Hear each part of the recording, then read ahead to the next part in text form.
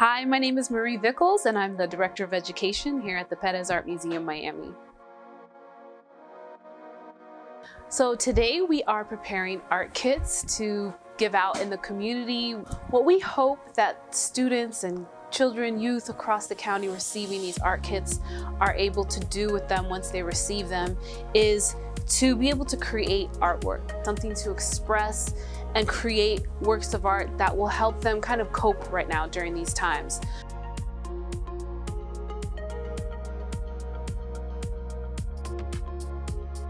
So today we are at the Miami Bridge Youth and Family Services Center. We are donating art kits to the residents here, and they are one of 3 centers that we will be visiting today. Each center works with homeless youth in various capacities.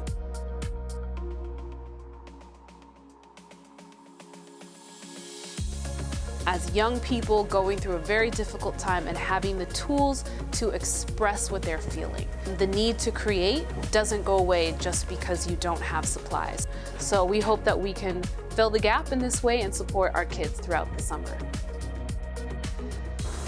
The Perez Art Museum Miami is open for the community. We welcome students through our various programs and as well as through our free days at the museum.